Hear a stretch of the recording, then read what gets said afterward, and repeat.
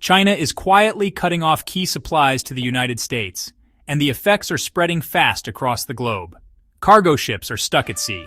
Major ports are in chaos. Big companies like Amazon are slashing orders from China. But here's what mainstream news isn't saying. This isn't just a random supply issue. It's a calculated, quiet strategy. China is aiming straight at the weak spots in the U.S. economy, limiting the export of critical goods like car parts, electronics, and everyday household items. What began as a tariff conflict has now turned into a high-stakes economic chess match. And the piece that's falling apart? Trust. Trust in global supply chains. Prices are going up. Car loans are more expensive. And even your next online order could be delayed, or not show up at all. For now, store shelves might still look stocked, but behind the scenes, the system that fills them is breaking down. Most of what Americans buy comes from China, and as those imports slow to a crawl, empty shelves are just a matter of time. This puts the United States in a tough spot. It can't increase domestic production quickly enough to replace the flow of goods coming from China. Stick with us, because what happens next might reshape how we shop, how we travel, and how we live. Make sure you're subscribed. This story is far from over. In April, China made a quiet but bold move. It told airlines and leasing firms to pause all new Boeing deliveries. This decision froze 84 airplanes scheduled for the second and third quarters. Most of them were Boeing 737s and 787 Dreamliners, two of the company's top-selling aircraft. Just 2 days after the announcement, Boeing's stock plunged by 19%, wiping out $28.4 billion in value. By the end of the week, that loss grew to 21%. Wall Street was shaken. The global aviation industry felt the tremors. In one major case, a Boeing 737 MAX meant for China's Xiamen Airlines was turned around, sent back from China to Boeing's Seattle facility. It had been waiting for final delivery at Boeing's Zhoushan Center in China, but because of the new tariffs, the deal fell through, and the aircraft had to be returned. The numbers are staggering. That one plane, worth about $55 million, became too expensive to import after the U.S. raised tariffs on Chinese goods to 145%. China answered back with a 125% tariff on U.S. exports. This back and forth made the aircraft too costly to accept, so it was sent back. And it wasn't alone. At least 2 more Boeing 737 MAX 8 jets, also meant for Chinese buyers, were returned. This points to a bigger pattern. Boeing's deliveries to China are stalling out. In response, Boeing is now looking elsewhere. Malaysia Aviation Group, the company behind Malaysia Airlines, is in talks with Boeing. They're hoping to grab those jets and secure early delivery while delays hit other buyers. China's state media stayed quiet, but a leaked government memo exposed the truth. This was a targeted move in response to U.S. tariffs, and Boeing wasn't chosen by accident. It represents American industrial strength and export power. By cutting off Boeing, China took a direct shot at the heart of the U.S. economy. Meanwhile, Airbus, Boeing's top rival in Europe, is seeing its stock rise. That's a sign that China could be turning to Europe for future aircraft orders. But the damage wasn't just in the skies. It's out at sea too. Because just as the jet deals were collapsing, shipping lines between China and the U.S. began to freeze. If a single plane order can shake up the entire aviation industry, just imagine what happens when full trade routes come to a halt. When President Trump introduced the new tariffs, over 71,000 shipping containers were stuck in China's busiest ports, Shanghai, Ningbo, and Shenzhen. Since then, clearing these containers has slowed down, and some of them haven't moved in more than 10 days. Across the Pacific, things weren't going any smoother.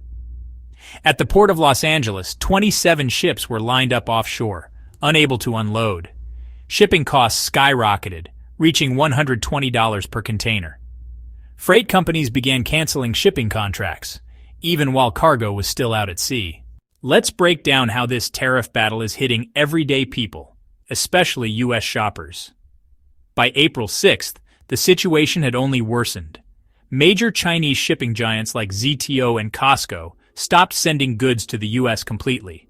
In Dongguan, a key factory hub that produces 8% of China's electronics exports, more than 1,200 factories either shut down or halted production. Back in the US, retailers began scrambling. Amazon stopped accepting new shipments from China, especially those meant for the crucial fourth quarter, to protect its supply chain. Meanwhile, discount chain Five Below canceled $67 million worth of goods already en route across the Pacific. Their CEO explained, "We simply couldn't pay 3 times more for items that already had razor-thin profit margins." Here's the big issue. Most US retailers don't keep huge inventories. They rely on steady deliveries to keep store shelves stocked. When shipments stop, shelves go bare quickly. That's when panic sets in, first with shortages, then with hoarding, and finally with rising prices. Walmart, one of the largest US retailers, felt the squeeze too. Back in 2018, around 80% of its US imports came from China. By 2023, that number dropped to 60% as Walmart began diversifying its supply chain. Notably, imports from India surged from just 2% in 2018 to 25% in 2023. Still, despite the shift, China remains the main supplier of most US consumer goods.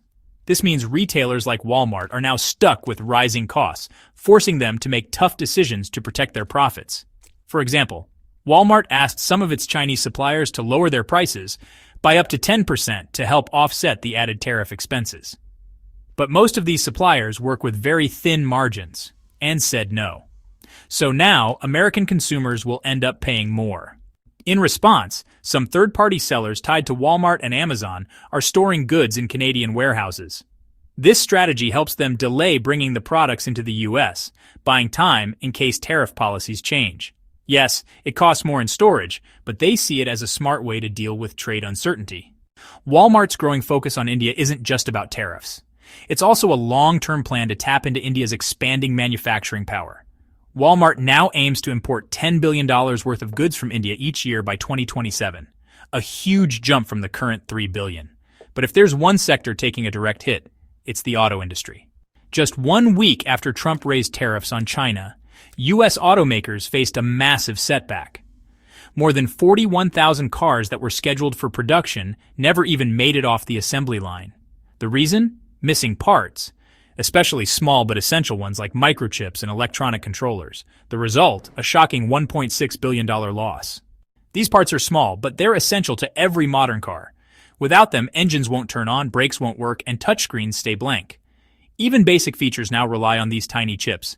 No chips means no cars. Ford was one of the first to feel the impact. It had to shut down production of its F-150 Lightning, its key electric truck.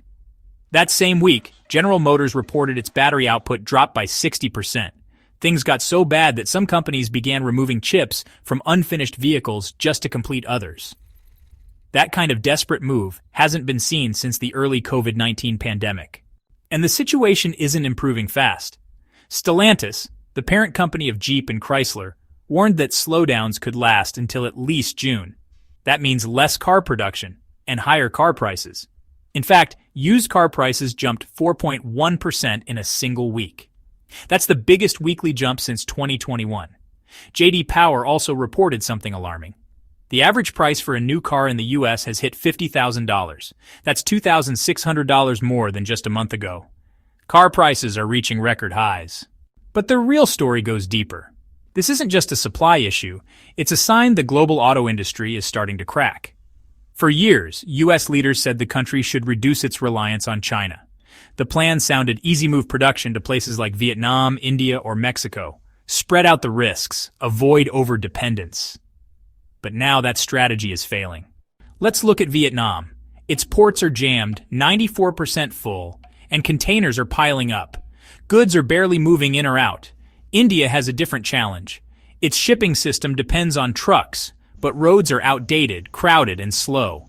Deliveries take days. In Mexico, the border is so backed up that trucks wait more than 12 hours to cross, and the companies are paying for the delays. Tesla shifted some production to Mexico but is now renting emergency warehouse space in Arizona to cope with the slowdown. Apple moved some iPhone assembly to India, but the devices are showing 14% more defects compared to those made in China. It's becoming clear replacing China isn't easy. These other countries lack China's scale, speed, and factory strength. They weren't ready for this much responsibility. Now we're seeing more delays, more errors, and rising costs. And China is watching all of this unfold. They know the world still depends on them. That knowledge gives China powerful leverage. China also controls many rare earth metals, resources the world can't do without. On April 12th, China made a quiet move that caused a global stir. It restricted exports of dysprosium and terbium. Most people have never heard of these metals, but they are essential for making electric vehicles, wind turbines, fighter jets, and precision missiles. The United States gets 78% of its rare earth supplies from China. There's no quick replacement. Even Lockheed Martin, a top U.S. defense contractor, says this move could delay projects by over 5 months. Ford shut down 2 of its electric vehicle production lines. General Motors admitted there's no easy substitute for these rare materials. And China didn't even stop exports completely. It simply slowed them down. But that was enough to trigger big problems, because that was the goal. It was a warning. China still controls the heartbeat of global production. Every slowdown has ripple effects, messing up supply chains, stretching budgets, and creating behind-the-scenes panic. And China can tighten the supply even further whenever it wants. This opens up serious concerns. If 2 metals can create this much chaos, what happens if China restricts more? What if they block neodymium, which is used in high-powered magnets, or lithium, which is vital for EV batteries? China understands its power, and it's not afraid to use it. All it takes is turning down the flow of resources, and in today's fragile supply chain, even a small move can create massive damage. So while U.S. leaders talk tough, the uncomfortable truth remains. America still relies on China far more than it wants to admit. From microchips to rare earths, from shipping ports to supply lines, China controls many of the levers that keep the U.S. economy moving, and right now, China is pulling those levers. Eventually, conflict must give way to cooperation. But if this silent trade war continues, the price will keep rising for both countries. Will they find a path forward? Or are we watching the world economy slowly unravel, one tariff at a time? To stay ahead of these major shifts, make sure to subscribe.